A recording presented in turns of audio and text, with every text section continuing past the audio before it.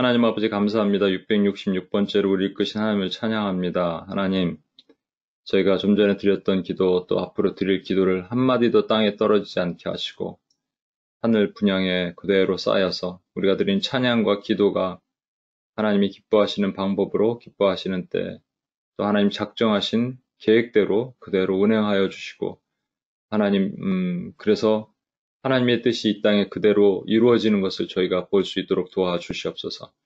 부족한 자가 말씀을 증거하는데 하나님 어렵지 않게 하시고 지혜의 문들이 열리게 하시고 귀가 열리게 하시고 성령의 교회에 하신 말씀을 들을지어다 하셨을 들릴 수 있는 하나님 아버지 은혜가 부어지도록 도와주시옵소서.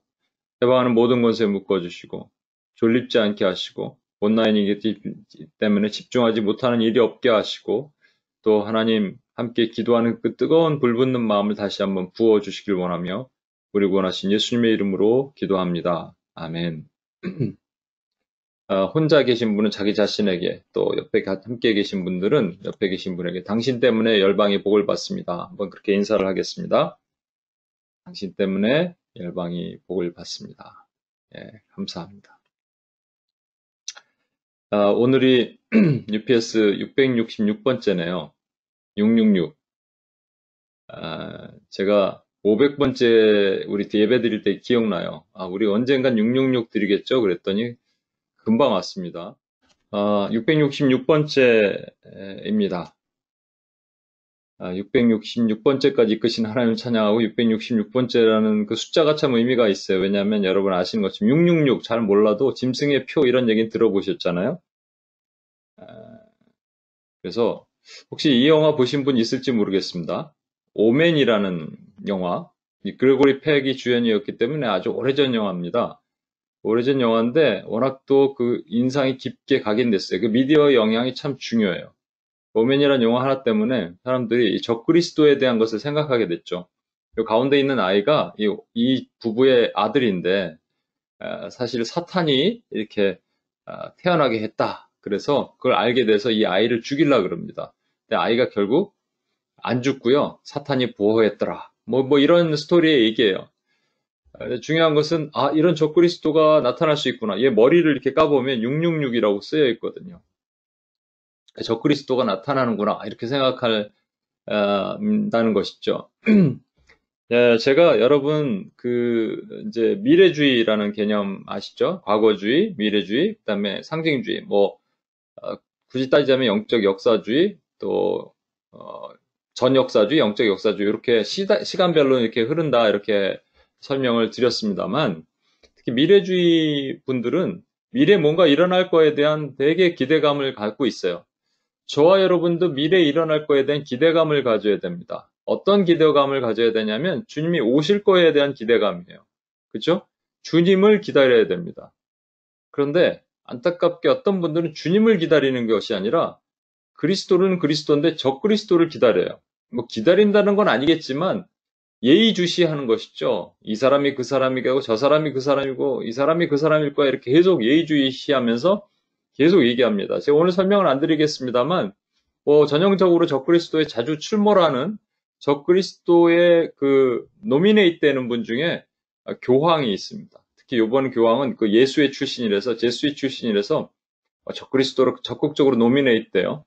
오바마가 한때 그랬죠. 뒤에 설명드리겠습니다만 오바마 케어 때문에 보험 그것 때문에 뭐가 이렇게 짐승의 표를 받는 거랑 연관됐다. 또 빌 게이츠도 최근에 있었고요. 여러분 헨리 왕자 이름을 영어 이름을 게마트리아라고 그러죠. 각각의 알파벳의 숫자를 부여해서 풀어보면 660이 나오고 거기에 알파벳 A가 6이거든요. 그러니까 6 더하면 666이 나온다. 이런 식으로 해석들을 많이 합니다. 그래서 게마트리아를 보면 아돌프 히틀러, 김정은, 김일성 이런 분들, 이런 사람들 전부 660이라는 숫자가 나오고 그래요. 사탄을 2번 반복하면 660. 또 산타크로스도 660. 그런 것이죠. 여기 이제 뒤에 나오겠지만 오늘 짐승의 표라고 말하는 마크 오브 비스트가 660이라는 숫자예요. 근데 영어를 우리 지금 쓰는 영어를 게마트리아라는 것을 왜 해야 되는지 저를 잘 모르겠고, 굳이 하려면은 우리가 헬라어나 이런 것들을 해야겠지만, 영어를 게마트리아 하려면 정확하게 해야죠. 마크 오브 비스트가 아니라 더 마크 오브 더 비스트입니다. 그죠? 여기 정관사 더가 들어가야 돼요. 그 짐승의 그 표란 말이죠. 하나예요, 딱. 그죠? 하나 말씀하시는 뭐가 있는 것이죠. 그 짐승도 분명한 그 짐승이고. 우리를 헷갈리게 만드는 사단의 계기가 분명히 있습니다. 사람들로 하여금 현혹하게 만들어요. 유튜브나 이런 걸 들어가 보시면 전부 올려져 있는 것들, 여러분 상당히 위험한 것들이 많이 올려져 있기 때문에 오늘 제가 드리는 말씀을 잘 들어보셔야 됩니다.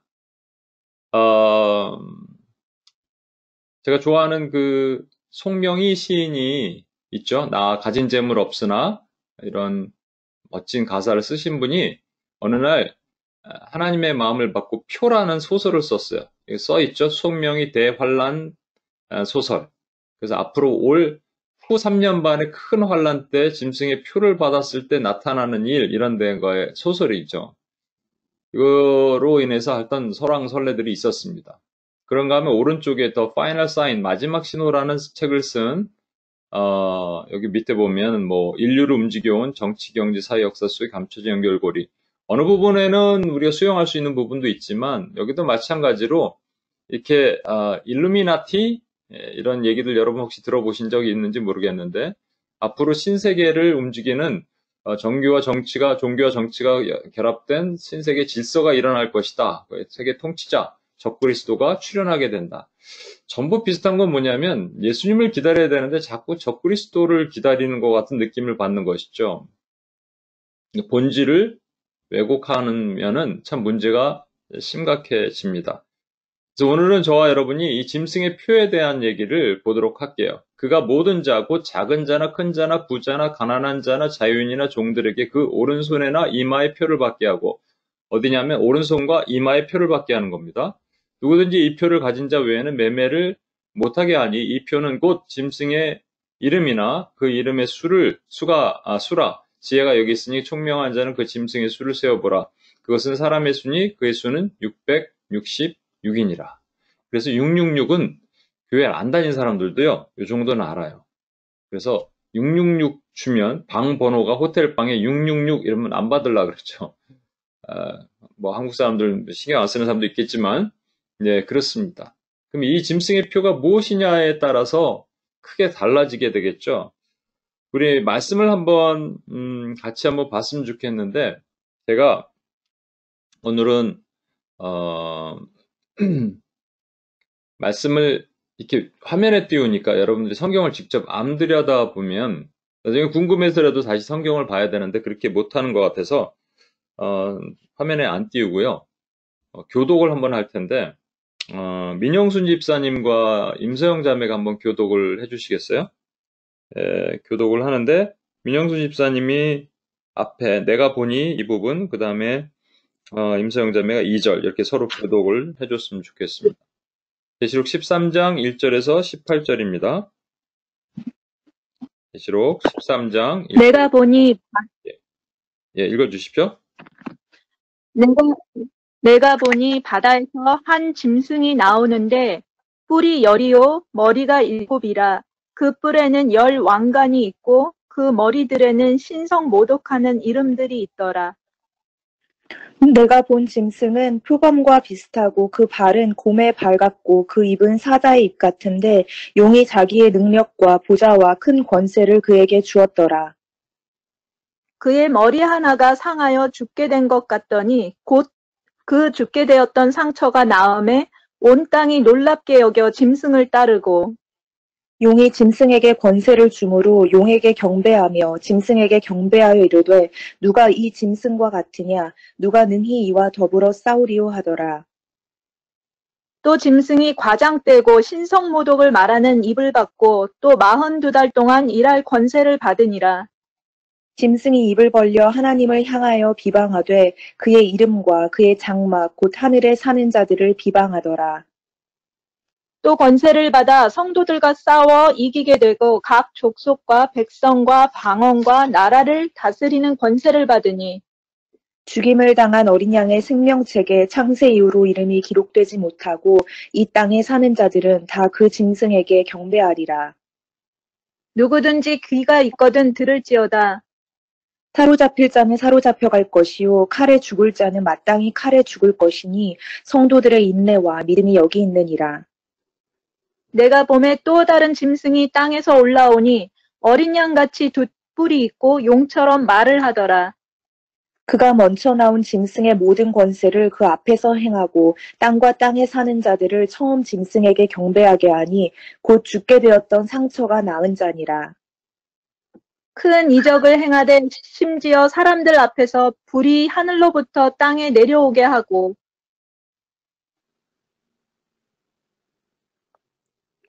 어디까지 있나요? 목사님 더 읽어. 예, 계속 읽으세요. 18절까지. 18절까지. 예. 네. 짐승 앞에서 받은 바 이적을 행함으로 땅에 거하는 자들을 미혹하며 땅에 거하는 자들에게 이르기를 칼에 상하였다가 살아난 짐승을 위하여 우상을 만들라 하더라.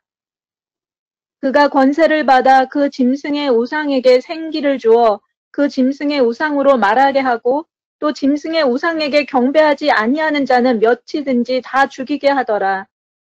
그가 모든 자, 곧 작은 자나 큰 자나 부자나 가난한 자나 자유인이나 종들에게 그 오른손에나 이마에 표를 받게 하고 누구든지 이 표를 가진 자 외에는 매매를 못하게 하니 이 표는 곧 짐승의 이름이나 그 이름의 수라.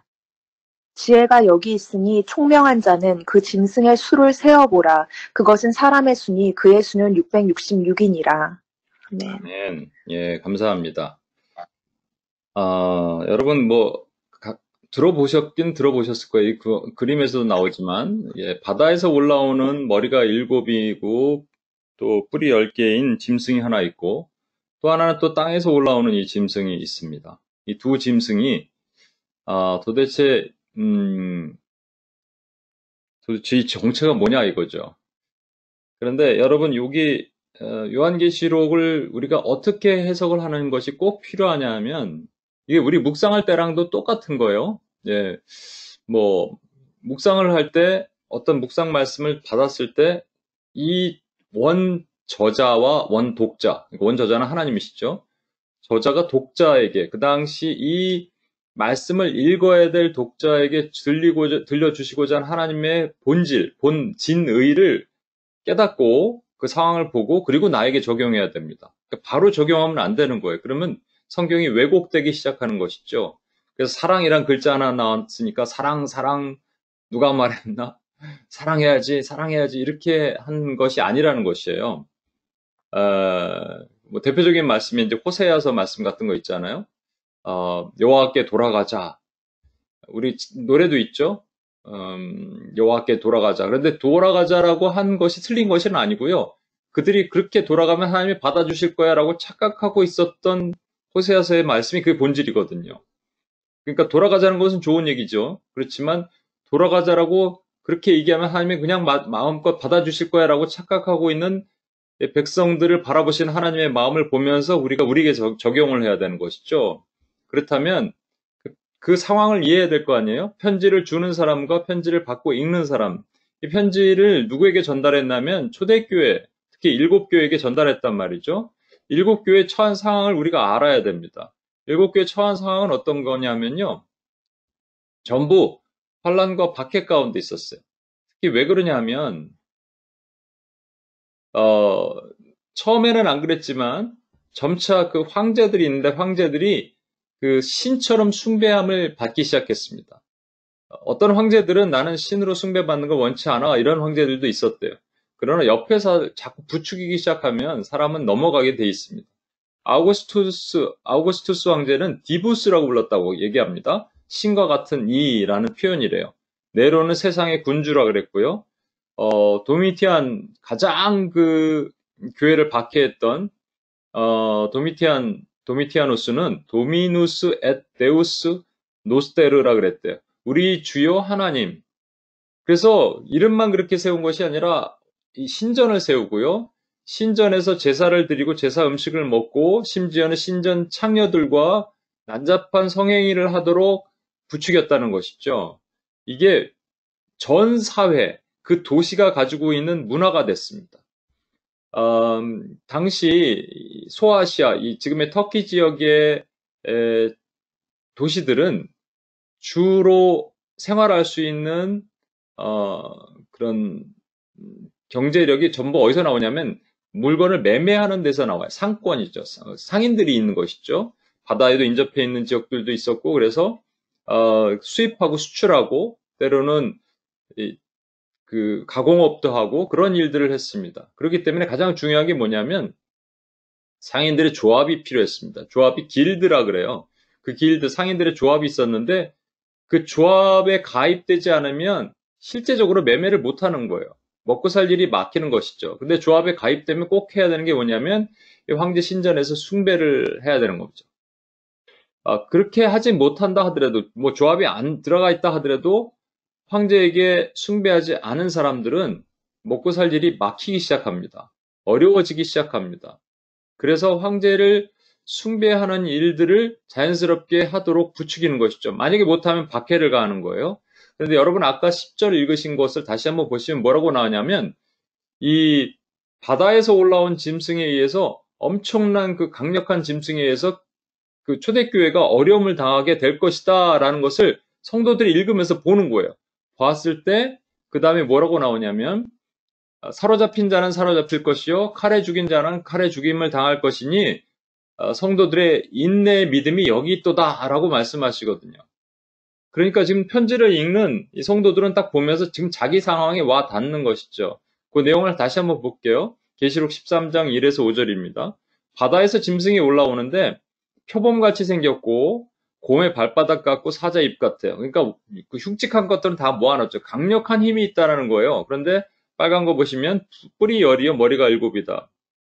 이것을 각각의 또 뿔이 열인 이유는 각각의 무엇이고 머리가 일곱인 이유는 무엇이고 이렇게 설명을 쭉 할 수도 있지만 저와 여러분이 초대교회로 돌아가 본다면 초대교회 성도들은 이게 뭐 얘기하는지 바로 압니다.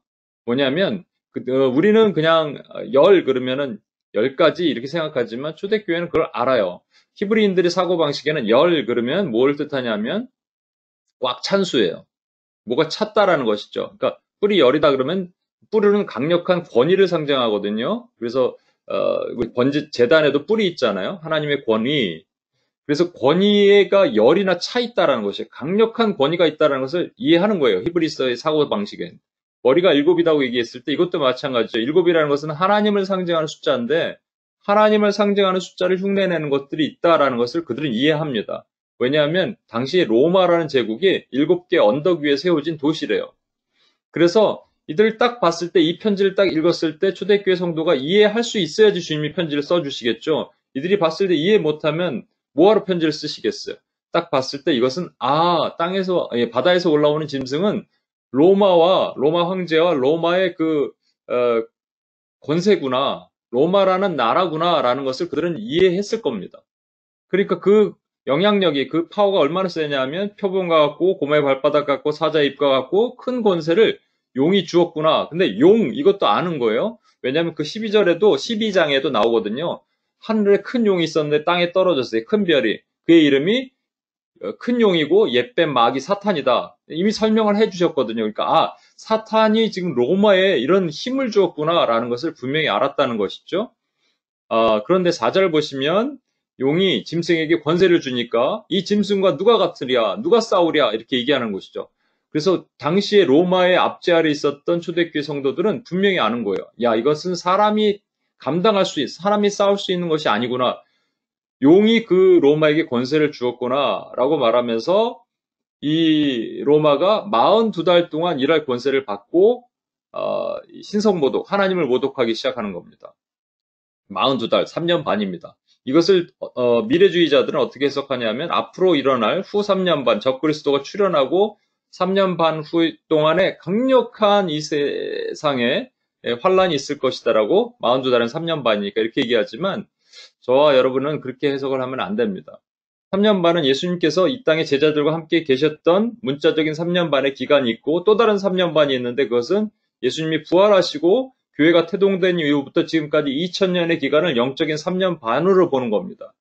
문자적인 예수님이 제자들과 함께 계셨던 3년 반과 영적인 3년 반을 합치면 7년이 되는 것이죠. 이것을 알려주시기 위해서 주님께서 이렇게 말씀하시는 거예요. 그러면 이 42달에 일할 권세는 이걸 편지를 받았던 사람들의 입장에 보면은 3년 반 후에 로마가 망하나 보다 이렇게 생각했겠죠. 그렇죠? 그러나 안 망했잖아요. 예, 그런 개념이 아니라는 것을 그 이후에 초대교회 성도들은 알았을 거예요. 처음 받자마자는 3년 반 후에 혹시 망하나 이랬다가 3년 반이 지났는데 로마가 더 득세를 하니까 이해를 했을 겁니다. 자, 여기까지 가면 이제 로마의 앞제 아래에 있는 초대교회 성도들은 이해가 됐어요. 그죠? 근데 저와 여러분은 어떠냐고요? 저와 여러분에게 이게 무슨 적용이 돼요? 그러니까 어떤 분들이 이렇게 얘기하는 겁니다. 이것은 중요한 포인트가 앞으로 일어날 적그리스도다. 앞으로 3년 반, 적그리스도가 출현해서 3년 반 동안 교회를 환란 가운데 있고 세상을 흔들어 놓을 그 적그리스도에 대한 예언이다라고 얘기를 합니다. 그래도 우리랑 무슨 상관이 있어요, 그러면? 이게 지금 초대교회 준 편지로만 끝난다 그래도 우리랑 무슨 상관이 있고, 앞으로 미래에 일어날 일이라고 하면 또 우리랑 무슨 상관이 있어요?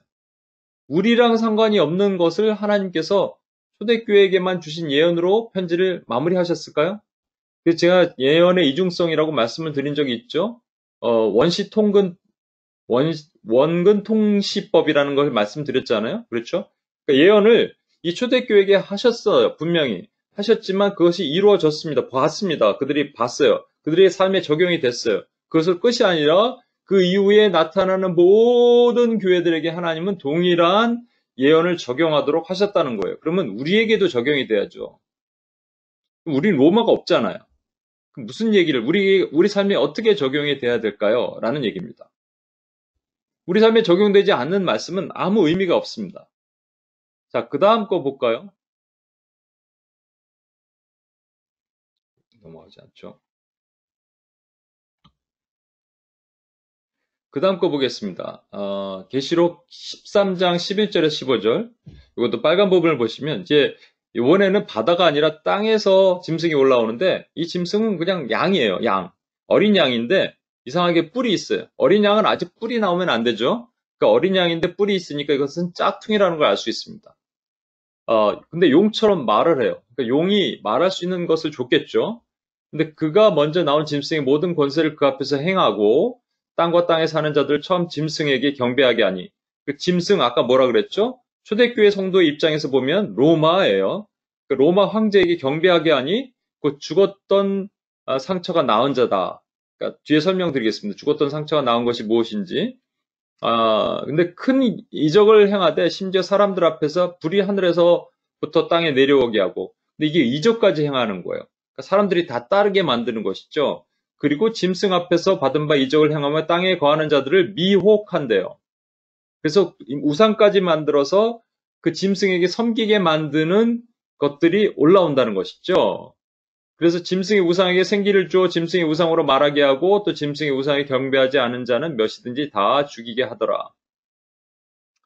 그래서 뒤에 나오는 게 뭐냐면 여러분 오늘 본문이 되는 666이 나오는 거예요. 짐승의 표를 이마나 이 오른손에 받지 않는 자는 매매를 못하게 하더라라는 것입니다. 다시 초대교회로 넘어가서 저와 여러분이 초대교회 성도들이에요. 이 편지를 딱 받았을 때 아까 거는 지금 로마라는 것을 분명히 알았다고 얘기했죠. 로마 황제와 로마의 군대들, 로마 정부 이해했을 겁니다. 그렇다면 이걸 보면 그들은 이해했을까요? 예, 충분히 이해했습니다. 왜냐하면 이 상황이 뭐냐면요. 아까 말씀드렸잖아요. 황제 신전을 세워놓고 그 길드에 가입하게 하고 그 다음에 황제 신전에 와서 절을 하고 우상의 제물을 먹고 신전 창녀와 음란한 행위를 하면 만사 형통이에요. 잘 되는 거예요. 근데 그렇게 살지 못하는 크리스찬들을 로마 정부가 박해하기 시작했죠. 로마 정부가 박해하는 건 괜찮은데 자칭 유대인이라 하는 자 또는 크리스찬이라고 말하는 자들이 교회 안에 들어와서 또 이렇게 밀고를 하고 말이죠. 때로는 교회 안에 들어와서 사람들을 유혹하기 시작했다는 거죠. 그게 이제 계시록에 보면은 7교회 중에 니골라당도 있고 자칭 이세벨이냐라는 음녀라는 그런 사람들이 있었던 거예요. 뭐라고 얘기하냐면 이렇게 얘기하는 겁니다. 우리 그 신사참배를 드렸던 조선시대 신사참배를 드렸던 교회들이 처음부터 너희는 다 하나님을 배반하고 우리 그 천황폐하를 섬겨라 이렇게 하면 따랐을까요? 안 따랐을 거예요. 그들이 심지어는요, 우리 한경직 목사님도 신사참배를 했습니다. 평생 가슴에 짐이 되어서 살아셨어요, 그분은. 처음에 몰랐을 거예요.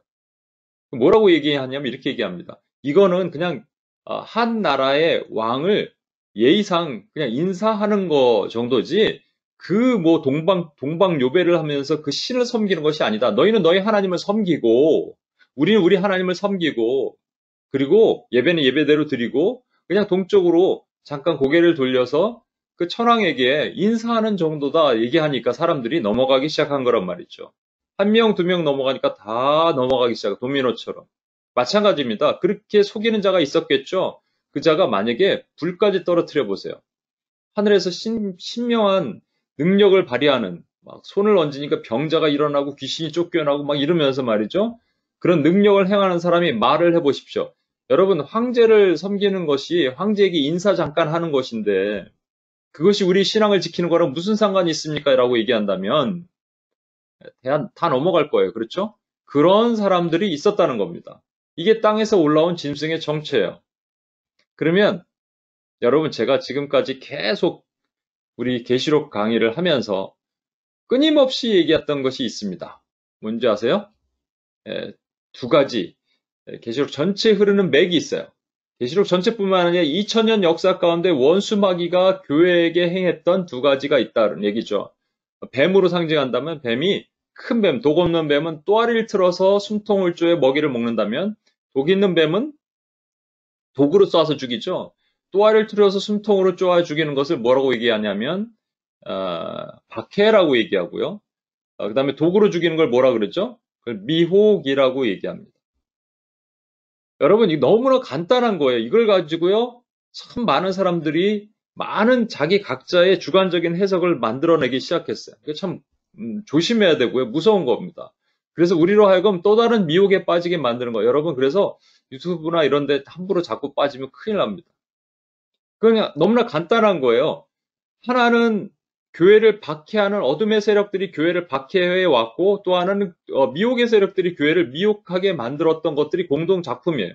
제가 말씀드렸잖아요. 박해와 미혹은 같이 가는데 베드카 국갑처럼 박해하는 세력이 막 치면요. 그 다음에 미혹 세력이 와서 이제 대충 살아. 너무 그냥 예수 살면 안 돼. 이렇게 얘기하면서 우리에게 미혹을 던지는 것이죠. 더더군다나 먹을 게 없는데. 더더군다나 이렇게 안 하면 길드에 가입하지 않고 신전의 이 우상을 섬기지 않지, 재물을 먹지 않으면 자녀들이 굶어 죽게 생겼는데 어떡하겠어요. 그러니까 자연스럽게 박해를 받았는 데는 견딜 수 있어요. 왜냐하면 아까 10절에 보시면 말씀드린 것처럼 사로잡히는 자는 사로잡혀 갈 것이요 칼에 죽은 자는 칼에 죽을 것이니 성도들의 믿음이 인내 믿음이 여기 있도다 이렇게 말씀하셨을 때 보면 여러분 박해는 받을수록 교회가 왕성해졌거든요. 원수마귀가 너무 잘 알아요, 이것을. 그러니까 박해만은 안 가합니다. 박해도 가하지만 뭘 주냐면 미혹을 한단 말이죠. 그 미혹을 할 때 교회는 넘어가게 돼 있어요. 그래서 호세아 4장에 보면 이런 말씀이 있습니다. 그들이 번성할수록 하나님을 잊었다. 번성하면 하나님을 잊으면 안 되는 거 아니겠어요? 번성할수록 하나님을 잊는 겁니다. 박해를 받을수록 교회는 번성하는데 번성할수록 하나님을 잊어요. 참 이 아이러니하죠. 저는 그래서 여러분과 또 이 얘기를 나누고자 해요. 아까 말씀드린 것처럼 이 해석을 어떻게 하느냐. 초대교회 해석으로 끝 하면 우리에게 적용되는 게 없어요. 이걸 또 미래적으로만 해석을 하는 사람들이 있다고 말씀드렸죠. 그러면 그것 또한 우리에게 적용될 게 없단 말이죠. 3절 아까 보시면 이런 말씀이 있어요. 그의 머리 하나가 상하에 죽게 된 것 같더니 그 죽게 되었던 상처가 나음에 온 땅이 놀랍게 여겨 짐승을 따르고 이 머리가 7개 있는 것 중에 하나가 상하에 죽게 되었대요. 그래서 이것이 무엇이다 막 자꾸 분석하고 해석을 합니다. 그런데 그렇게 따지면 그냥 간단해요. 네로가 사실은 죽었다. 초대교회 입장에서 보면 알아요. 네로가 자살을 했죠. 자살했는데 그때 어떤 소문이 있었냐면 네로가 죽은 것이 아니다. 살아있다라는 소문이 퍼져 있었어요. 그래서 그 파르티아라는 이 동쪽에 있는 곳으로 도망가서 거기서 숨어 있다가 군대를 이끌고 올 것이다. 더 큰 박해와 환란이 있을 것이다. 라고 이렇게 해석을 하는 많은 사람들이, 상상을 하는 많은 사람들이 있었습니다. 실제로 내가 네로다라고 말하는 10명의 사람들이 그동안 있어 왔대요. 한 10년 가까이. 그런데 이거는 초대교회에게 적용이 되는데 우리에게는 적용이 안 되잖아요. 그렇죠? 또 미래주의자들은 이렇게 얘기합니다. 세력을 회복한 적그리스도다. 어떤 이유인지 모르겠는데 적그리스도가 나타났다가 잠깐 주춤하는데 다시 세력을 회복하게 될 것이다. 그래서 우리랑 무슨 상관이 있냐고요. 우리 적그리스도를 기다리면 안 된다고 얘기했죠. 주님을 기다려야죠. 왜 적그리스도를 기다려요? 그렇다면 우리는 어떻게 해석을 해야 되는가? 여러분, 사단은요, 아주 똑똑한 놈이에요. 뱀 같은 놈인데, 이게 완전히 하나님과 같은 지혜가 있지는 않습니다. 사단이요, 끊임없이 하나님의 사람들을 죽이려고 그랬어요. 왜 그러냐면, 원시복음 창세기 3장 15절에 보면, 아담에게 너에게 형벌을 주시죠. 종신토록 수고의 땅의 소산을 먹을 것이다. 하와에게는 해산하는 고통이 있을 것이다. 그러나 뱀에게는 형벌이 아니라 저주를 한다고 말씀드렸죠. 너는 기어다니고 배로 기어다니고 흙을 먹을 것이다. 그러니까 배로 기어다니고 흙을 먹을 것이다. 그리고 여자의 후손이 네 머리통을 박살낼 것이고 너는 여자의 후손의 발 뒤꿈치를 상하게 할 것이다.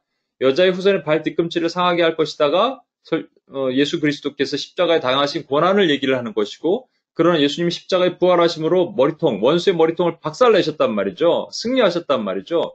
그리고 교회가 태동됐어요. 그래서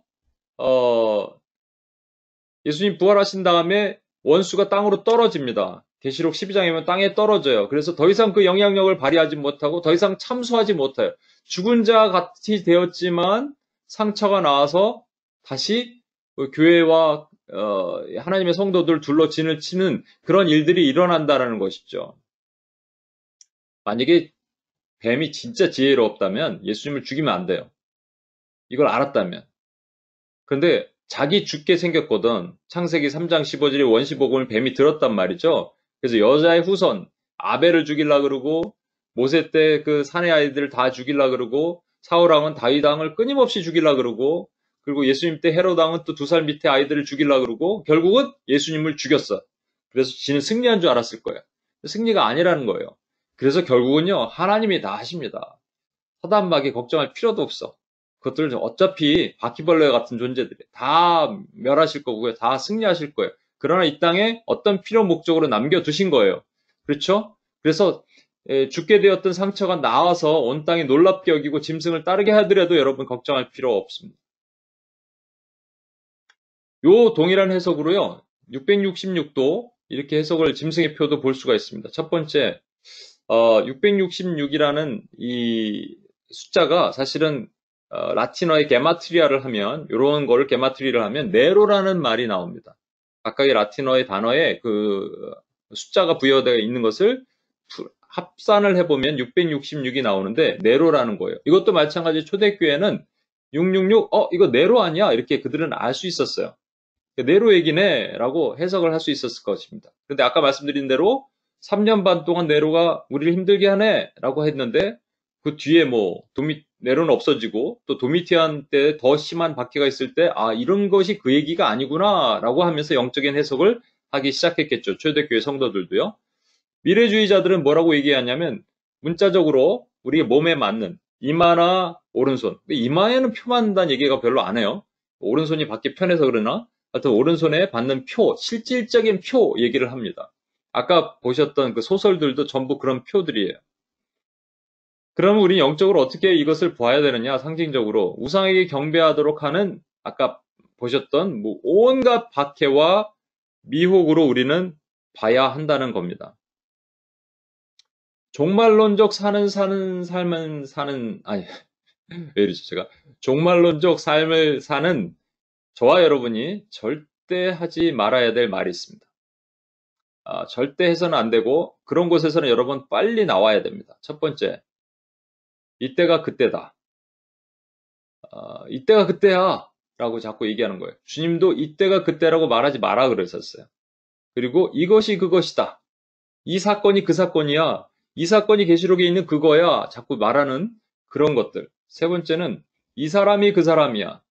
그래서 아까 말씀드린 것처럼 헨리 왕자가 그 사람이야. 교황이 그 사람이야. 빌 게이츠가 그 사람이야. 이렇게 얘기하는 그것들. 그것이 여러분 절대로 이런 얘기를 하면 안 됩니다. 예수님께서 이 마지막 때를 당신은 하나님이시기 때문에 아실 수 있음에도 불구하고 아버지의 뜻에 맡기셨어요. 그 어떤 우리 교수님이 제가 말씀드렸죠. 신학교 다닐 때 교수님이 그런 멋진 표현을 쓰시더라고요. 하나님께서 이렇게 봉투를 넣으셨다는 것이죠. 봉투 안에 내가 언제 이 세상을 종결할 것이다라고 날짜까지 다 쓰셨는데 예수님이 그 봉투를 열어보지 않고 아버지 뜻에 맡기기로 작정하셨다는 거예요. 아들로서 같은 하나님이시면도. 그래서 아들도 모르고 천사도 모르고 사람 다 모르는데 우리가 때를 알아요? 그리고 이 사람이 그 사람인 걸 알아요? 이것이 그것인 걸 알아요? 있을 수 없는 얘기입니다. 그러면 묵시를 쓰지 마셨어야죠, 하나님께서.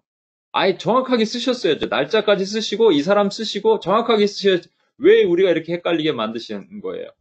왜 이렇게 헷갈리게 만드시냐면 이 뜻은 하나님께 속하였습니다라고 말하고 성도들로 하여금 더 기도하고 그리스도를 기다리도록 하신 거예요. 적그리스도가 아니라.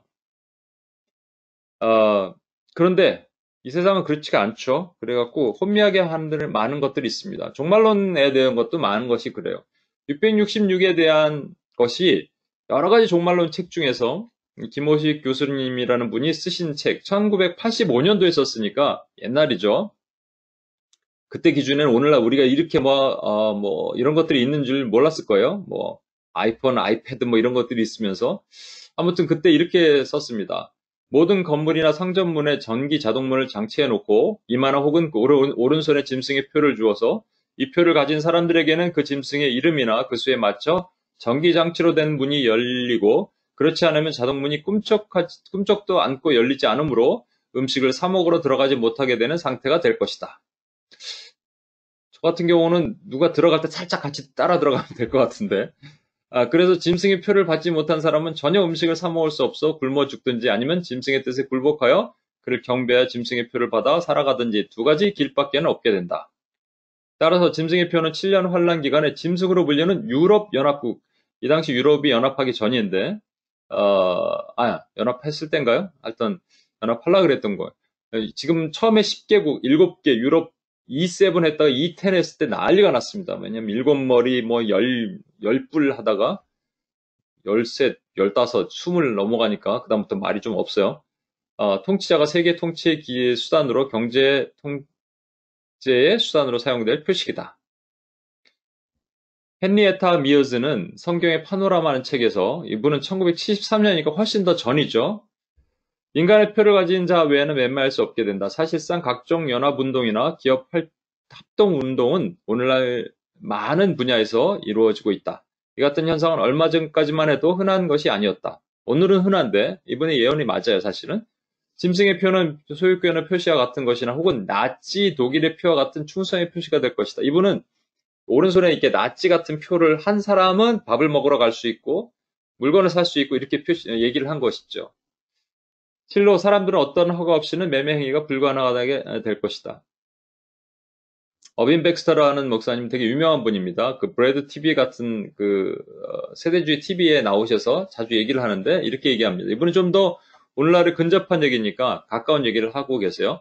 가까운 미래에 대한 예언이다. 국가나 지역이나 사회나 그 번호, 이 번호를 강제적으로 받아야 하는 시스템이다. 적그리스도와 그의 세계에 대해서 그 제도의 번호를 받는 것이 그렇게 위험해 보이지 않을 수 있다. 이게 뭐냐 이렇게 얘기할 수 있다는 것이죠. 마치 데비카드, 소셜 시큐리티 넘버처럼 사회에 참여할 수 있는 것과도 같은 것이 될 것이다. 주민등록번호 없이는 아무것도 하지 못하는 것처럼 글로벌에서 그런 번호를 받을 것이다. 금융거래, 보험, 기타 모든 것을 적그리스도가 세계 정보를 장악하면 경제 제재를 하게 될 것이고 현금이 없이 디지털 매매를 하게 될 것이다. 그것이 없이는 아무것도 살 수 없을 때가 올 것이다. 이런 번호를 사용하면 적그리스도와 단일 정부를 숭배하고 충성하는 서역을 하게 되는 것이다. 그렇게 하는 이유는 세계를 통제하기 위한 것이다. 그래서 이것은 요즘에 나온 것이 아니라 예전부터 나왔고요. 그래서 많은 이제 시나리오들이 등장하기 시작했습니다. 한때는 크레딧 카드 쓰면 안 된다 그랬어요. 이것이 짐승의 표다. 그러다가 바코드 나오니까 이것이 짐승의 표다. 그래서 막 바코드 있는 것은 상표에서 막 띄어내는 그런 일들도 있었습니다. 그런데 여전히 이거는 뭐 이렇게 오른손에 받는 게 아니잖아요. 그렇죠? 그러다가 이제 베리칩이라는 것들, RFID 베리칩, 이것이 쌀알갱이 정도 되는데요. 이거를 손등에 이렇게 딱 넣을 수가 있다는 것이죠. 그렇게 되면 사람을 이렇게 컨트롤하고 통제할 수 있게 된다. 실제 개는 동물의 그 반려견들 이런 것들을 추적하기 위해서 투입을 하고 있습니다만 이것이 등장하니까 지금까지 난리가 났습니다.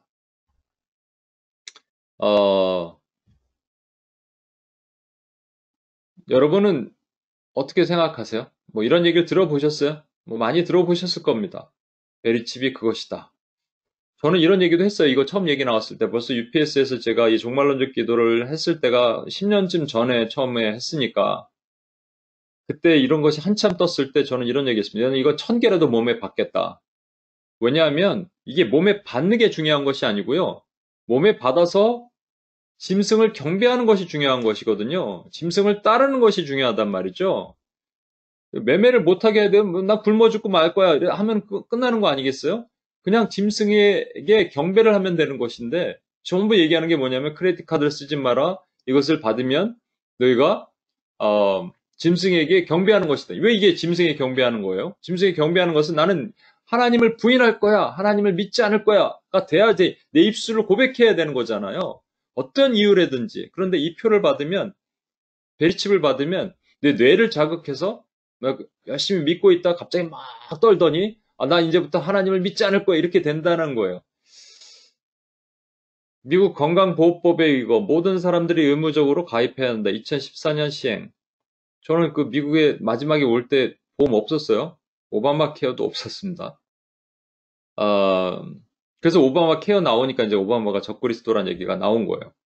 베리칩은 GPS 장치가 되어 있어 사람의 움직임과 행동 반경 등의 추적이 가능하다. 추적은 가능할 수 있습니다. 현금과 같은 결제 수단으로 사용할 수 있다. 기술이 발전되면 얼마든지 할 수 있겠죠. 보험 가입자는 모두 베리칩을 받아야 한다? 이것도 제가 물어보니까 그 당시 지금도 마찬가지지만 이거는 말이 안 된다고 얘기하지만 말이 될 수도 있겠죠. 그래서 마지막으로 베리칩은 뇌를 자극하는 주파수로 사람들의 행동과 의사를 조종할 수 있다. 말씀드렸잖아요. 이거 뇌 연구하는 2명의 자매님들한테 물어봤어요. 그랬더니 한 명은 이거 노벨상 1000개를 받을 수 있대요. 만약 그렇게 될 수 있다면. 그러니까 뇌에 뇌파를 줄 수 있다. 어떤 자극을 줄 수 있다는 것은 얼마든지 할 수 있겠죠. 그렇지만 우리의 생각과 우리가 하나님을 버리는 것까지 조종할 수 있다? 와, 대단한 상상력입니다. 그렇죠? 근데 이게 상상력뿐만 아니라 실제 그렇게 믿고 있는, 철떡같이 믿고 있는 사람들이 교회 안에 있다라는 것이에요. 제가 LA 갔다가 LA에서 한국 돌아오는 비행기에서 그 택시를 불렀는데 그분이 그 나라시 택시, 한국 택시는 거기 그 나라시 택시더라고요.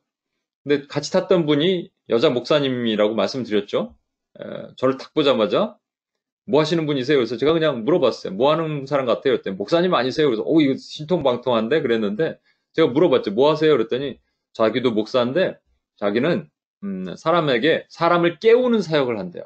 그래서 내리고 싶었어요. 이런 거 분명 아니구나. 아니나 다를까 지금 베리칩 얘기를 하면서 벌써 다 상용화됐고 군대는 다 퍼졌고 나중에 또 물어봤어요. 제가 먼저 섬기던 교회에 있다가 지금 미군에 가 있는 형제가 있거든요. 너 베리칩 맞았냐? 그게 뭔데요? 이러더라고요. 다 상용화됐대요. 다 퍼졌고요. 다 됐대요. 그리고 뇌를 자극해서 이미 실험 결과가 나왔는데 그래서 다 하나님을 부인한대요. 어때 이런 상상력이 있을까? 그런데 얼마든지 혹세무민 나면요. 사람들 다 넘어가는 거예요. 여러분 절대 넘어가지 마십시오. 여러분은 하나님의 인격성을 믿으셔야 돼요. 하나님의 인격성은 뭐냐면요. 하나님이 우리를 인격적으로 대우하신다는 거예요. 1대1로 인격적으로 내가 하나님이 나의 하나님이고 나를 위해서 아들을 보내셨고 그래서 그 아들을 통해서 내가 구원받았으면 의롭게 여김을 받은 아직은 죄인이지만 의롭게 여김을 받았습니다를 내 입술로 고백하기를 원하시는 거예요. 그냥 무조건 정기 자극을 줘서 너 하나님 믿어. 예, 하나님 믿습니다. 이렇게 하기를 원치 않으시는 거예요. 그러면 진짜 그렇게 하셨어야 되죠. 정기 충격기로 줘갖고.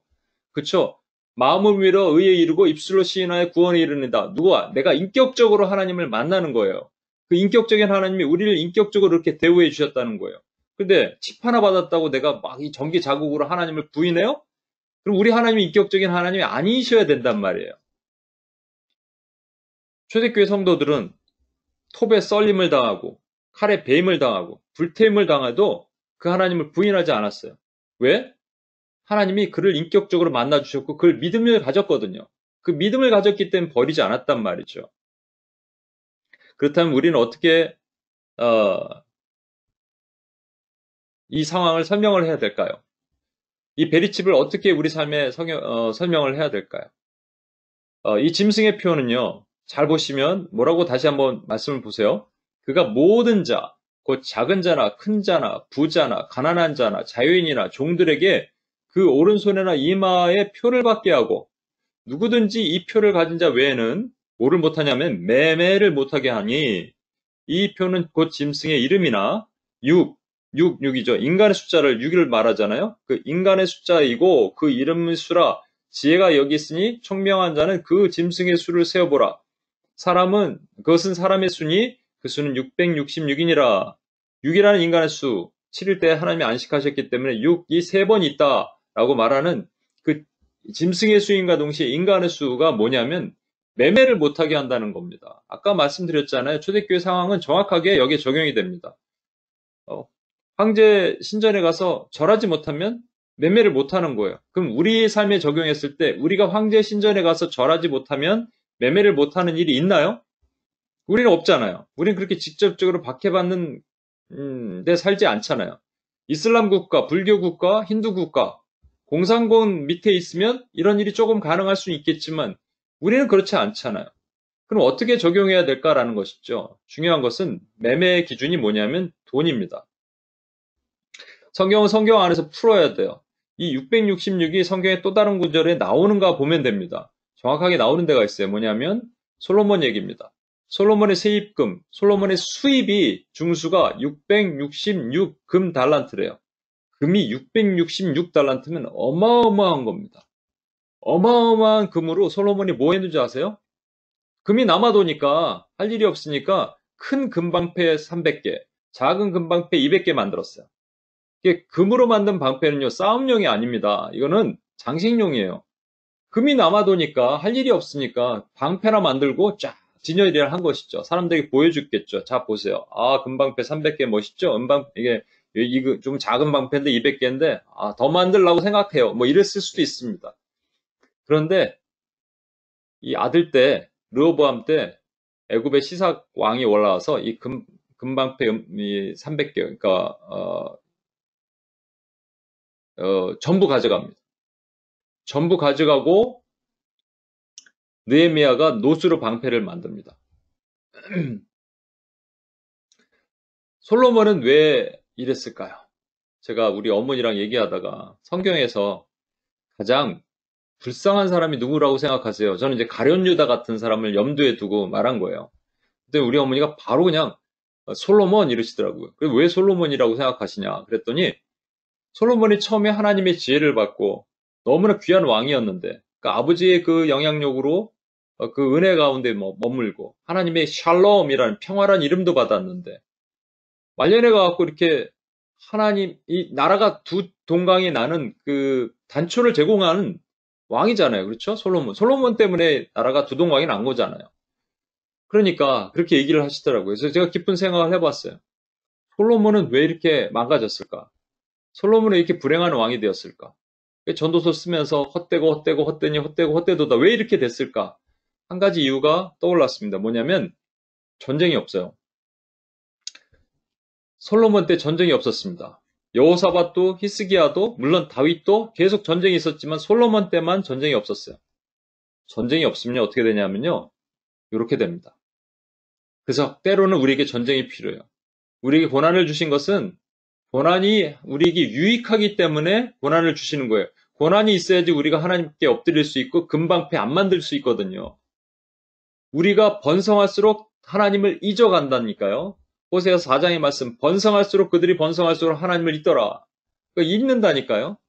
그러니까 번성하지 않게 하시려고 때로는 고난을 주시면 박해를 받을수록 교회는 흥황하더라.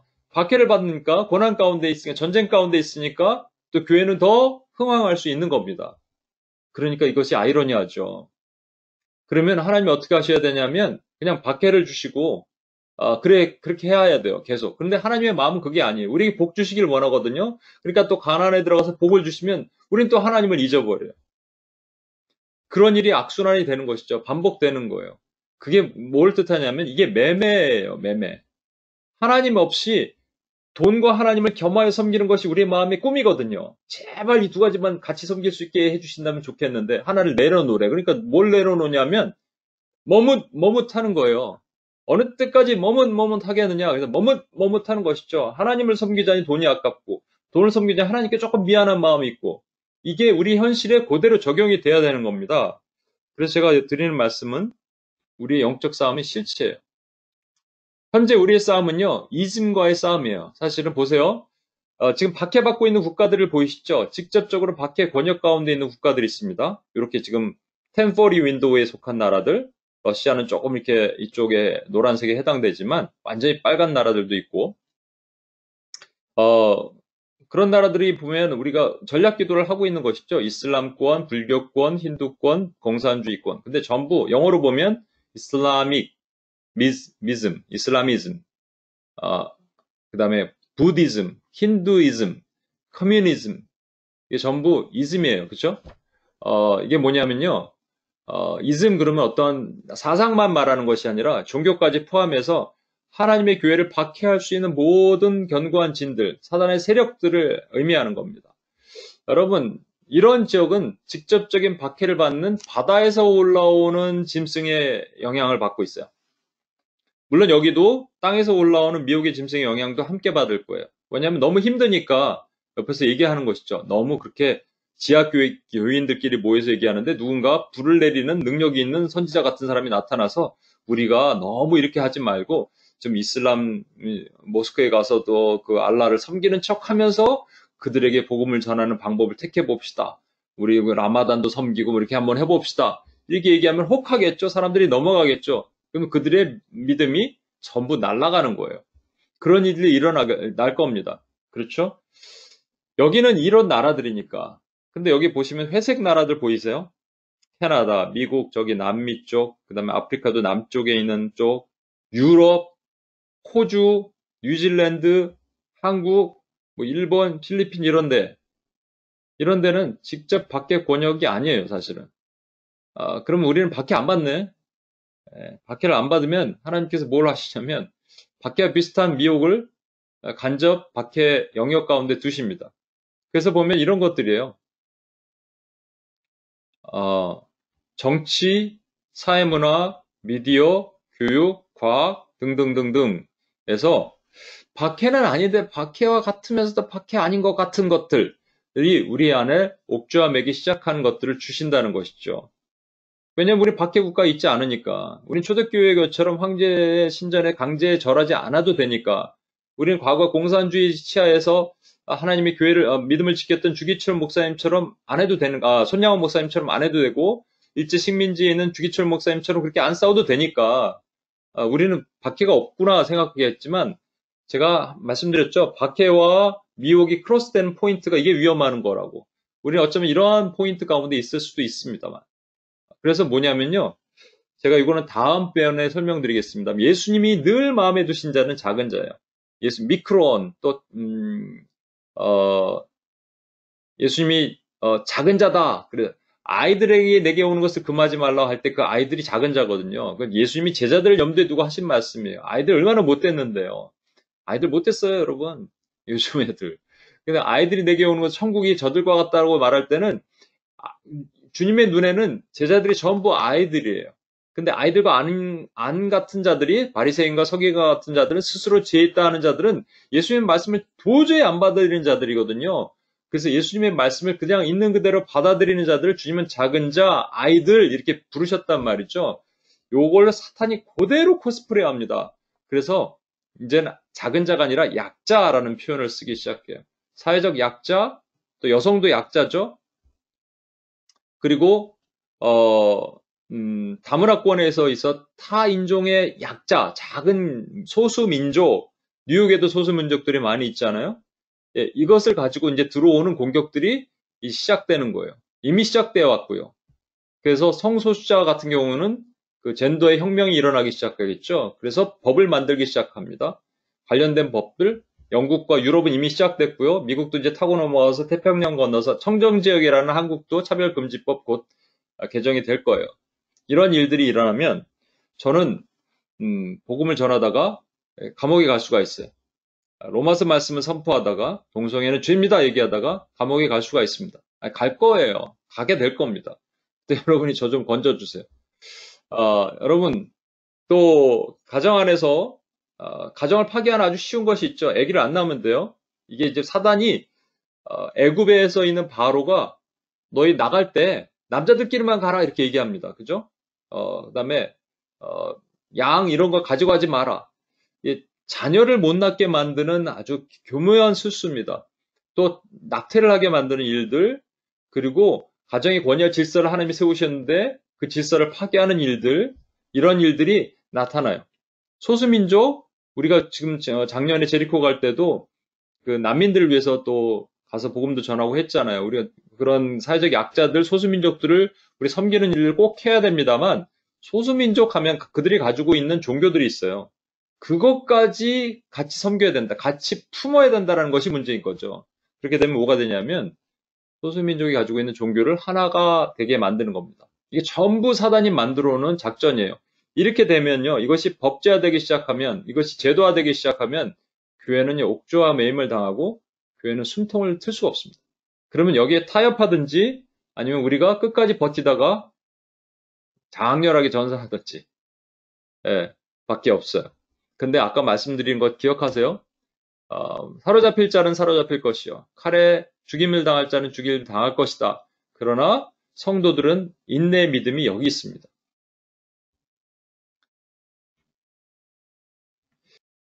이게 어제도 방송이 이게 좀 안 됐었는데. My name is Michael Overheard. I'm a Christian preacher.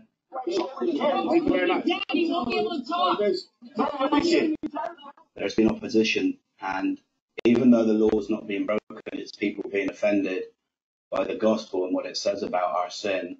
Jesus said, "For God so loved the world that He gave His own." I'm preaching out there. I love all those guys. That's why I go and preach. Hatred is directed towards preachers at times, as it was to Jesus Christ. And I'm not ashamed and I'm not afraid to preach the truth. No, you are not welcome. Okay. What is your name? Michael. Michael what? Michael. I don't have to give you my Yeah, surname. I'm No. going to give you a dispersal notice to leave the area. I'm not going to leave the Okay. area. If you fail to do so, you will be arrested. Okay. Okay. I'll be arrested. Get up! I'm about back, sir. Well, get up! Get up! You're hurting my arm. Why are you hurting my arm like this? You don't need to do this, sir. 이게 아주 옛날 얘기, 그런 것이 아니고 매우 현실적이고 매우 자주 일어나는 얘기입니다. 미국은 아직까지 이렇게는 안 하고 있는데 우리 타임스퀘어에서 거리 찬양하고 길거리에서 복음을 전하고 하다가 이제 체포될 일이 있을 것입니다. 그럼 어떻게 할까요? 우리 하지 말까요? 지금 유럽 얘기를 자꾸 하니까 그런데 하나님이 코로나로 유럽을 치시면서 저는 분명히 많은 것들을 우리가 경험케 하시고 보게 하신 것이 있더라고 생각해요. 빅토리아 웨스틴이라는 여자 간호사는 4년 동안 지금 계속 그 싸움을 싸우고 있어요. 계속 이제 법정에서 싸움을 싸우고 있는데 뭐냐면 병원에서 자기가 이렇게 수간호사인가 이렇게 위치해 있는데 신참 간호사가 되게 힘들어하니까 손을 잡고 기도해 줬습니다. 기도해 준 것 때문에 수가 들어온 것이죠. 그러면서 그가 이렇게 설명을 해요. 동성애자를 비판하면 호모포비아로, 이슬람을 비판하면 이슬람 포비아, 유대인을 비판하면 안티세미티즘이라 부른다. 그런데 기독교인을 비판하면 그 어느 누구도 크리스찬 포비아라 부르지 않는다. 사회적으로 기독교인을 비판하고 욕하는 게 당연하게 여기는 분위기다. 이처럼 영국에선 평등이라는 이름으로 기독교인을 억압하고 있다. 지금은 영적 전쟁 상황이다. 라고 단언했다는 것이죠. 요 밑에 댓글 중에 영국의 어느 지역에 사는 분이 댓글을 남겨두셨더라고요. 뭐라고 쓰셨냐면 자기 동네에서는 무슬림이 포교를 한다는 거예요. 근데 크리스찬이 포교를 하면 잡히고 무슬림은 포교를 하면 안 잡힌다. 왜? 아까 말씀드렸죠. 이들은 사회적 약자니까, 작은 자니까 이렇게 한다는 거예요.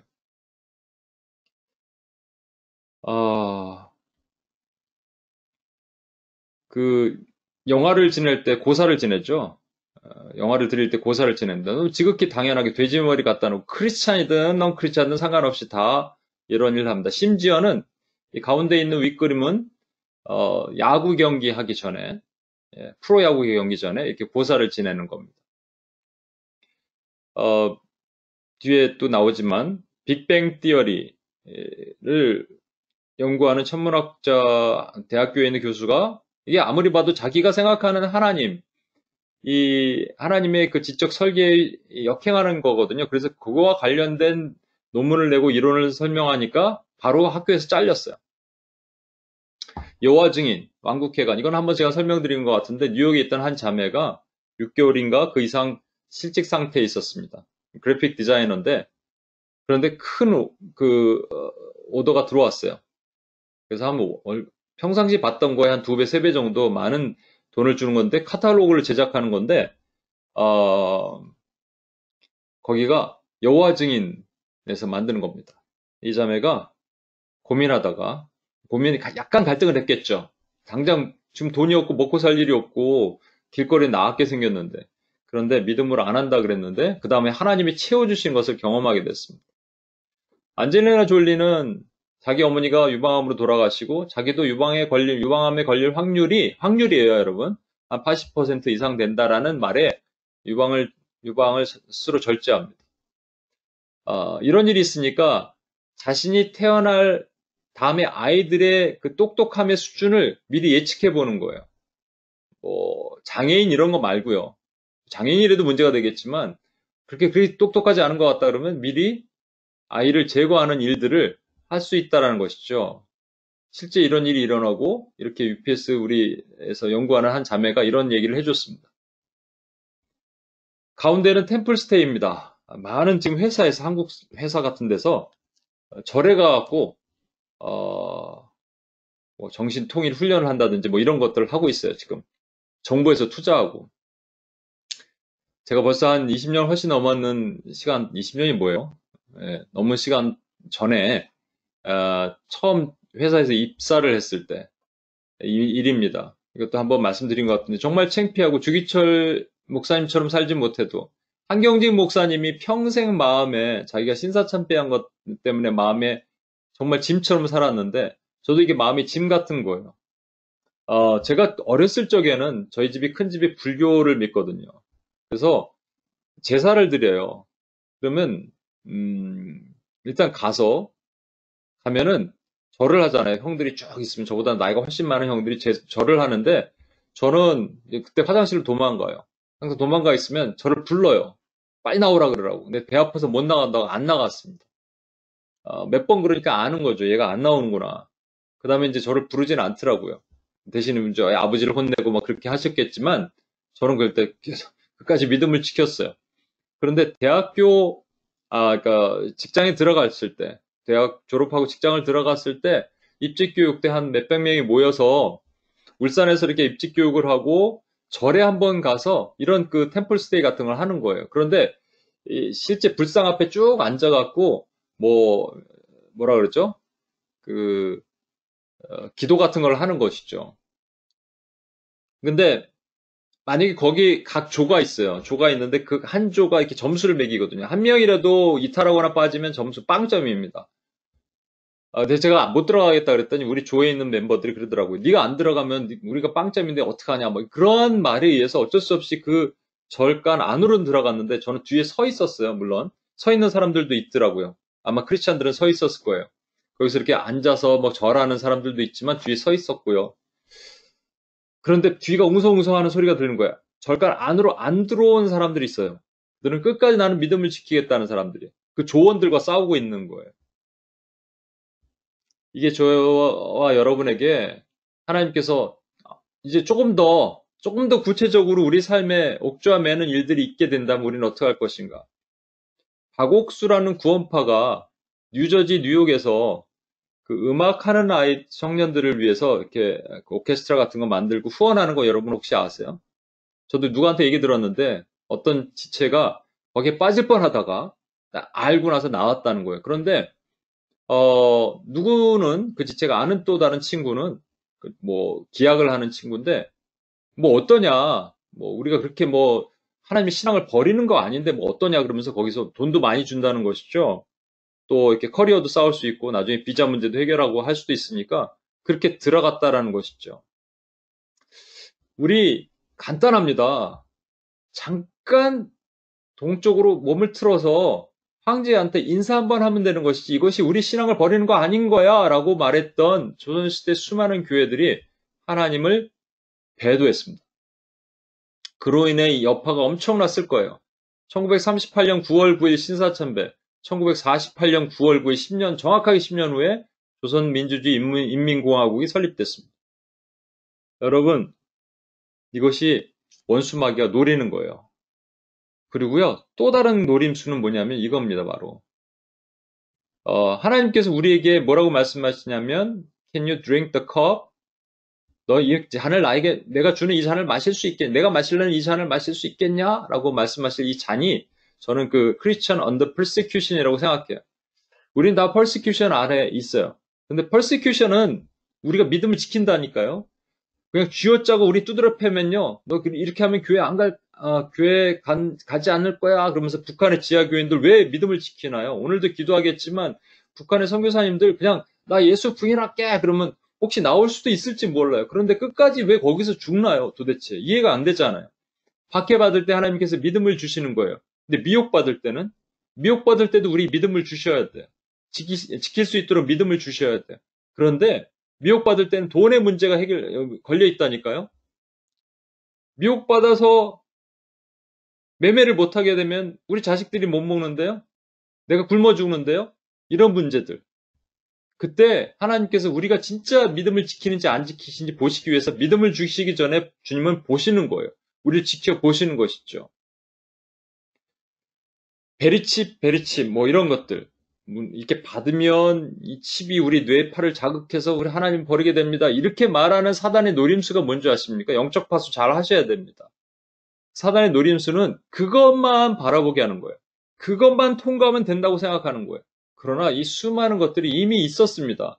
영국 히스트로 공항에 십자가를 목걸이한 직원이 고소당하고 동성애자들에게 케이크를 만들어주지 않은 빵집 주인이 고소를 당하고 동성애 결혼은 죄라고 설교한 목사가 체포당하고 고사 지내지 않은 영어 조감독이 해고당하고 진화론을 반대한 아까 대학 교수가 해임당하고 2016년에 마찔이라는 일본의 축제가 있는데 그 축제를 담당한 어떤 집사님이 나는 이렇게 귀신을 불러내는 행동은 하지 않겠습니다라고 했는데 이분은 고난 당했지만 사람들에게 어려움을 당했지만 그래도 그 믿음을 지켰어요.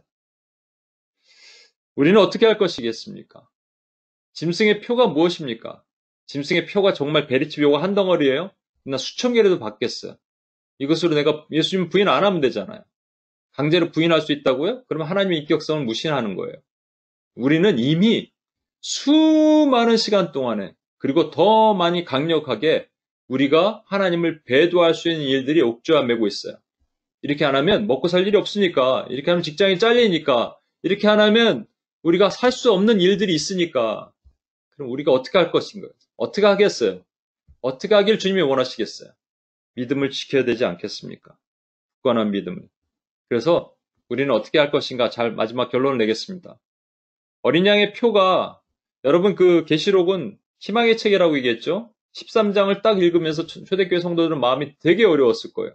근데 14장을 딱 읽으니까 다시 기쁨이 옵니다. 이게 하나님이 의도하신 바거든요. 14장이 뭐라고 나오냐면 계시록 14장 1절입니다. 또 내가 보니 보라 어린 양이 시온산에 섰고 그와 함께 14만 4천이 서 있는데 그들의 이마에는 어린 양의 이름과 그 아버지의 이름을 쓴 것이 있더라. 여기도 이마에 이름을 썼대잖아요. 그러면 이걸 문자적으로 본다면 아까 표를 오른손에 받고 이마에 박은 걸 문자적으로 해석하듯이 문자적으로 이마에 그냥 다들 크리스찬들은 표를 박아야죠. 이름을 써야죠. 이게 문자적이 아닌 것이죠. 이 말씀이 어디서 나왔냐는 게 중요한 거예요. 출애굽기에 나왔어요. 출애굽기 13장 16절에 이것이 내 손, 이것이라는 것은 말씀, 율법이에요. 내 손의 기호와 내 미간의 표가 되리라. 이는 여호와께서 그 손의 권능으로 우리를 애굽에서 인도하여 내셨습니다. 손의 기호를 삼고 미간의 표를 하나님의 말씀을 이렇게 삼아라 그랬더니 지금 유대인들, 과거 이스라엘에 있었던, 광야에 있었던 이스라엘 백성들 말고요. 지금 유대인들 있잖아요. 그들이 어떻게 적용하는지 아십니까? 테필린이라 그래요, 이거를. 테필린을 적용하는 거예요. 그래서 손의 기호는 왼손에 보이세요? 이게 굵은 가죽띠로 손을 감고요. 그 다음에 미간의 표는 요게 네모난 상자를 이마에다 붙이고 있죠, 지금. 깨알 같은 글씨로 신명기를 써서 요게 넣어갖고, 통에 넣어갖고 이마에 붙이는 거예요. 여러분, 티베트 불교인들이요, 통을 한 바퀴 돌리면 그들이 율법을 한번 읽었다는 거예요. 그래서 통 몇 바퀴 돌리는 거예요. 너 몇 바퀴 돌려나? 300바퀴 돌렸어. 한 번씩 읽는 거랑 마찬가지로 이들이 이렇게 함으로써 하나님의 신앙, 말씀을 지켰다라고 생각하고 있으니까 문제가 아니겠습니까? 그래서 예수님이 이 땅에 오셔서 뭐라고 했냐면, 너희 유대인들은 가죽띠를 넓게, 이 띠를 넓게 하면 또 그 경문이라고 그러거든요. 테필린을 경문이라고 하는데, 이 경문을 지켰다고 생각하느냐? 그러면 책망하셨어요. 이게 아니다라는 것이죠. 하나님이 말씀하시는 것은 그게 아니에요. 하나님 말씀하시는 기호와 표는요, 손의 기호는 뭘 말씀하시냐 하면, 이게 말씀이거든요. 내 말씀을 너 손에 기호로 삼아라는 것은 말씀을 붙들라는 얘기예요. 말씀을 붙들고 말씀을 살아라는 얘기시죠. 말씀대로 살아라라는 얘기예요. 그리고 미간의 표를 삼아라는 얘기는요, 우리 미간의 표를 삼는 것은 내가 못 보잖아요. 말씀의 표는, 말씀의 기호는 내가 손으로 들고 내가 항상 볼 수 있지만, 미간의 표는 내가 못 보지만 남이 볼 수 있는 것이죠. 우리의 그리스도인으로의 정체성을 얘기를 하는 거예요. 손에 기호를 삼으면서 말씀을 항상 암송하고 들고 다니는 거예요. 또 암송도 해야 됩니다, 여러분. UPS에 왔던, 사실 우리 이용훈 선교사님 조카인데, 이 형제가 오랜만에 왔는데, 지난주도 왔는데, 제가 놀랐어요. 6개월 동안 말씀 암송을 하기 시작했대요. 한 700개 넘게 암송한대요. 말씀이 막 튀어나오는 거야. 그래서 예전에는 미혹하는 세력들이 자기한테 오면 구분을 잘 못했는데, 이제는 알겠더래요. 최근에 아마 그런 일이 있었나 봐요. 미혹의 세력들이 왔는데 말씀이 걸러지는 것이죠. 진짜 가짜를 구분할 수 있는 능력까지 주시는 거예요. 그러면서 지난주에 와서 이런 얘기를 하더라고요. 목사님의 말씀은 진짜인 것 같습니다. 그래서 얼마나 좋았는지 몰라요. 예. 그런데 말씀의 능력, 이게 유일한 우리의 공격형 무기인 말씀의 능력만 있는 것이 아니라 뭐가 있어야 되냐면 나의 정체성, 크리스찬으로서의 아이덴티티가 있어야 된다니까요. 이순신장군의 신앙을 가지면 안 돼요. 내가 그리스도인인 것을 숨기고 세상에 알리지 마라. 이런 신앙을 가지면 안 되는 거예요. 당당하게 드러내고 당당하게 돌 맞는 거예요. 그러면서 승리를 선포하는 것이죠. 그러니까 두려워하면 안 되는 겁니다. 규선자매한테 얘기를 들었는데 카이 형제가, 여러분 미국 사람들 욕하는 것 중에 Jesus Christ 이거 있잖아요. 그죠? 우리말로 번역하면 예수 그리스도 이러면서 욕하는 거예요. 우리는 그냥 아멘 그럴 텐데.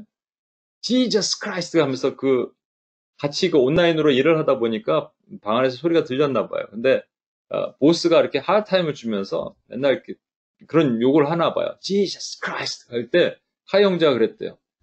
Yes, Jesus is the Lord. Do you believe in? Do you know him? 그랬대요. 담대하죠. 담대하죠. 우리 이런 담대함이 있어야 됩니다. 돌 맞아요, 그냥. 크리스찬의 정체성을 숨기고 다니지 말고요. 당당하게 나는 I'm 크리스찬 얘기하는 초대교회 성도들처럼, 그래서 화형도 당하고 불도 맞고 고난도 당하고, 그렇지만 하나님이 지켜주심을 통해서 하나님이 기뻐하시는 하나님의 자녀가 되는 거 나는 원합니다. 저는 그렇게 살기를 원합니다. 혹시 제가 감옥 가더라도 여러분 사식 넣어주시고, 여러분 걱정하지 마십시오. 하나님께서 우리를 지켜주시는데. 짐승의 표는요, 베리칩이 아니에요. 짐승의 표는 우리를 옥죄함에서 하나님으로부터 떨어지게 만드는 수많은 이 미혹이에요. 근데 그때부터 이길 수 있는 것은 하나님의 기호를 오른손에 잡고 그 표를 이마에 새겨서 나는 어린 양을 따르는 하나님의 백성이 되겠습니다는 우리의 고백이 필요한 겁니다. 이 찬양 하겠습니다. 우리 지금 오늘 말씀과 딱 맞는 찬양이 될 것 같아요. 세상의 유혹 시험이 내게 몰려올 때 나의 힘으로 그것을 모두 이길 수 없네. 거대한 폭풍 가운데 위축된 나의 영혼, 어찌할 바를 몰라 헤매이고 있을 때. 우리 자신입니다. 그렇죠? 거짓과 속임수로 가득 찬 세상에서, 미혹한 세상에서 어디로 갈 바를 몰라요. 우리가 머뭇하고 있어요. 돈이냐 하나님이냐. 머뭇하잖아요. 재물과 하나님을 겸하여 섬길 수 없다 했는데, 그때 공중의 권세 잡은 자가 지금도 우리들을 실패와 절망으로, 너 이렇게 하면은 못 먹고 살 텐데, 너 이렇게 하면 직장 잘릴 거 아니야, 너 이렇게 하면 감옥 갈 거 아니야 라고 실패와 절망으로 넘어뜨리려 합니다. 주위를 둘러보면 아무도 없어요. 나 혼자 있는 것 같아요. 엘리야가 그랬죠. 저만 남았습니다. 그랬더니 주님이 7천 의인을 남겨두었다. 믿음의 눈을 뜨면 보이는 분 계십니다. 하나님이 계시잖아요. 지금도 내 안에서 역사하시고 계시는 사망과 어둠의 권세 물리치신 예수님. 주님을 우리 찬양하면서 선포하며 나갔으면 좋겠습니다. 우리 경현 형제가 한번 찬양해 주셨으면 좋겠습니다.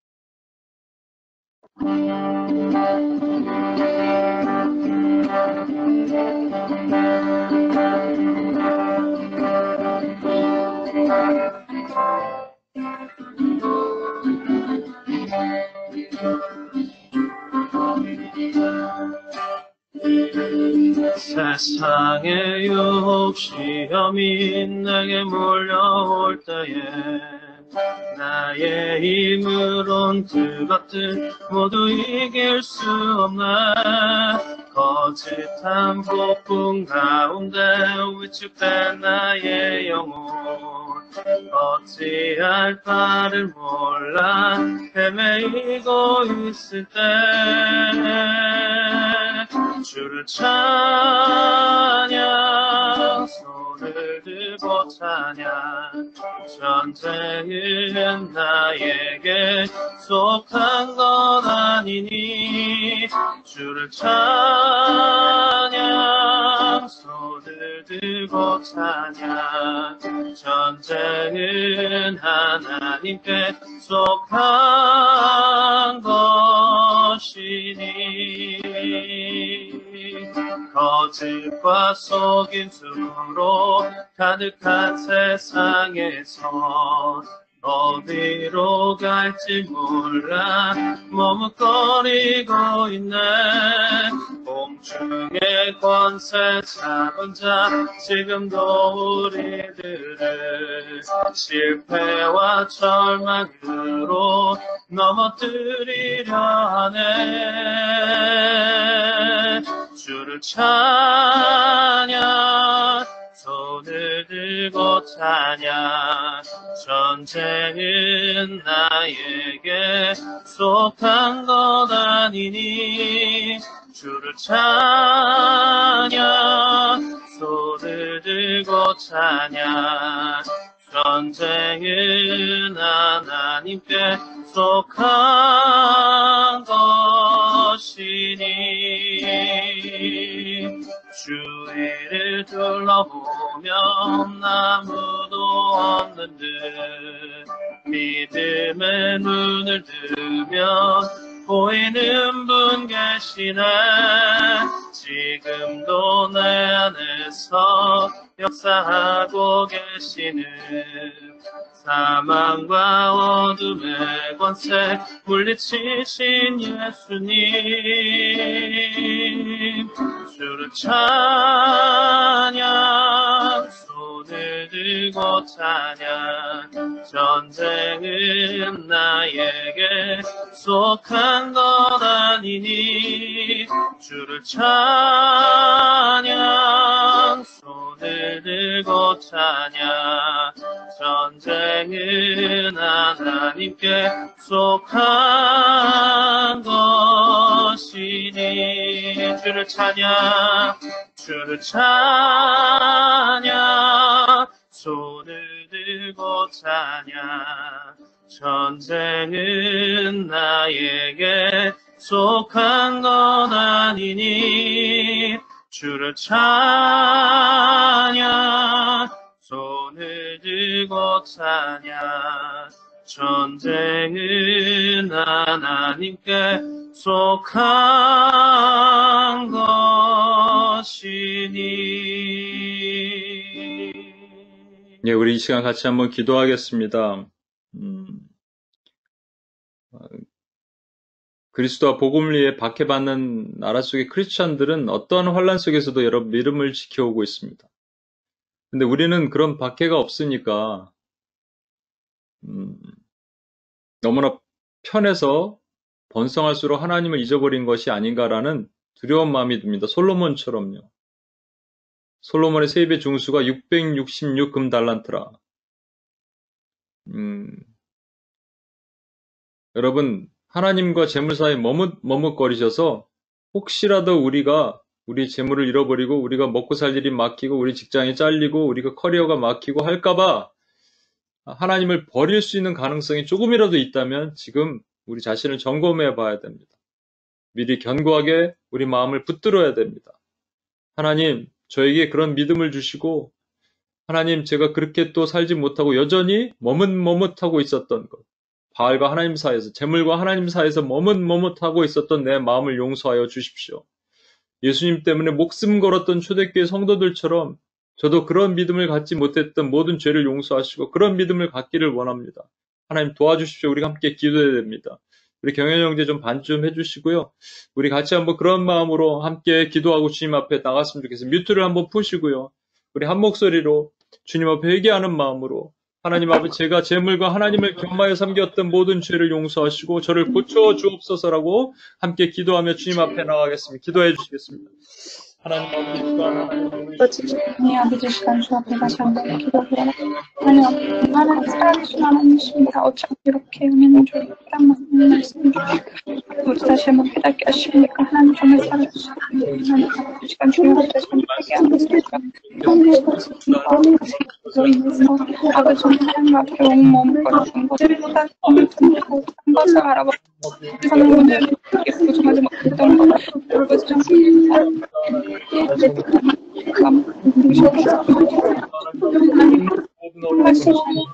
없이 하나님 내가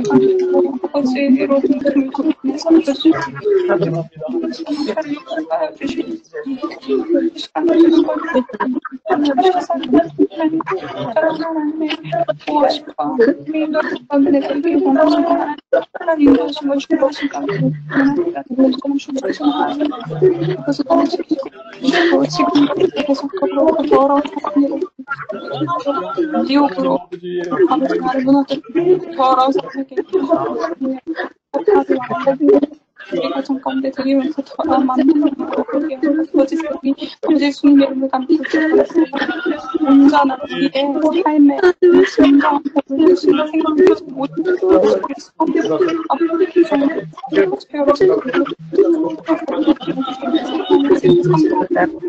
기름으로 온전히 지켜주시고 하나님의 말씀으로 온전히 씻어 정말 세상 것으로부터 온전히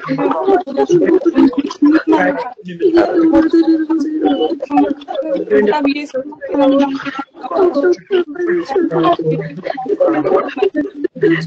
하나님의 온전한 우리가 전부 주 안에 믿음으로서 하나님께서 생명이 눈을 주에게서 떨어뜨리지 않고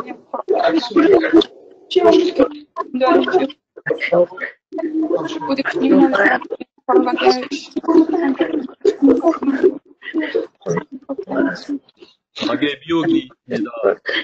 마귀의 미혹이 엄청나게 공격이 왔을 때 그 미혹에서 이길 수 있는 힘은 우리에게는 없습니다. 그러나 우리 손에다가 말씀을 붙들어야 됩니다. 기호를 삼고 이마에 정체성의 표를 받아야 됩니다. 정체성의 표를 받고 우리가 싸워야 됩니다. 여러분, 그래서 하나님께서 승리하시는 능력을 배워야 됩니다. 목에 칼이 들어와도 나는 예수님을 부인하지 않겠습니다라는 우리 결단과 각오가 있어야지 이보다 더 강한 것들이 세상에 옥죄어매는 일이 올 때 우리 신앙을 흔들어 놓는, 신앙의 근간을 흔들어 놓는 일이 있을 때 우린 승리할 수 있습니다. 여러분 말씀으로 다시 섭시다. 아까 그 형제가 6개월 만에 700개 넘는 말씀을 암송하면서 하나님께서 그 아들을 지키시잖아요. 말씀의 능력으로 싸우잖아요. 그리고 우리 하이 형제처럼 누군가 너 누구냐라고 얘기했을 때 Jesus is the Christ. 이게 복음을 당당히 선포할 수 있는 우리가 필요합니다. 우리의 믿음이 필요합니다. 하나님께 보여드림이 필요합니다. 우리 다시 한번 결단하고 한번 각오하고 나갑시다. 하나님, 제가 하나님 말씀을 붙들고 내 이마에 그리스도의 인을 새기며 표를 새기며 하나님 내 그리스도의 정체성으로 다시 살기를 원합니다. 저를 도와주십시오. 내 믿음 없음을 용서해 주고 도와주십시오. 저를 붙들어 주십시오. 이렇게 같이 한번 기도하고 한번 나가겠습니다. 기도하시겠습니다. 주여 하나님 아버지, 주님 앞에 주님나라에 참여하지 못하며 아버지 고백하며 하나님 아버지 용서하여 주시옵소서. 믿음이 없어서 제 아버지 마음을 주고 건강하게 보시게 그 모습 그대로 하나님께서 다시 원하시는 그 가정 모습 그것을 우리가 온전한 하나님의 교회로 다시 거듭나지게 하나님 우리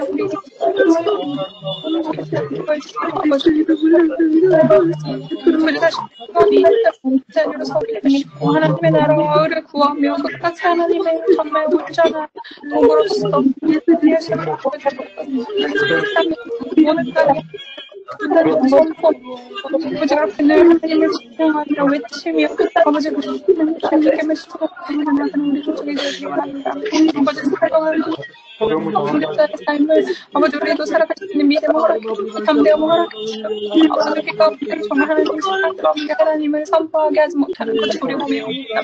오직 구원이 예수님의 이름으로 묻고 파하게 하나님 주님이 주시는 하나님과 능력을 주고 아버지 싸움은 우리에게 섞는 것이 아니라 정말 살아가는 하나님의 주심을 기억하며 하나님께서 우리와 함께 하실 때 우리를 기억하고 하나님이 우리와 함께 하실 때 우리를 정말 해야 할 자가 없음을 다시 한번 기억하며 우리가 하나님의 사랑과 하나님의 사랑에서 끊을 수 없음을 다시 한번 기억하며 하나님 끝까지 주와 함께 신실한 하나님과 걸어가는 주님의 신실한 자들을 이루어지게 도와주셔서 지금 그 하나님을 계시고 정신갑주를 입고 아버지 이 땅 어느 곳을 이 땅을 숨는 주님의 자녀가 되게 이 세상의 핍박과 고난과 박해와 그 앞에 모든 것을 아버지 능히 감당할 수 있는 주님의 자녀 하나님 되시는 분께서 돌아다녀요. 하나님 아버지, 우리 힘으로는 감당할 수 없습니다. 하나님 아버지, 초대교회 성도들이 그 큰 박해와 미혹으로부터 지킬 수 있었던 것은 오로지 하나님께서 붙들어 주셨기 때문입니다. 하나님 아버지, 우리가 그 강력한 미혹을 이길 수 있는 그 짐승의 표를 이길 수 있는 유일한 것은 우리 손에 하나님 말씀을 붙들고 우리 이마에 그리스도의 표를 받아서 그리스도의 이름을 새겨서 어린 양의 이름을 새겨서 세상에 당당히 서는 것임을 믿습니다. 두려워하지 않게 하시고 하나님과 재물 사이에서 머뭇머뭇거렸던 모든 죄를 용서하여 주시고 예수 그리스도 위에서 우리 목숨을 다하여 주님을 섬기기로 작정하는 하나님의 신실한 군대들에게 힘을 주시고 능력을 주시고 마지막을 싸워나갈 수 있도록 도와주시옵소서. 그렇게 행하실 주님을 찬양합니다. 예수님의 이름으로 기도합니다. 아멘.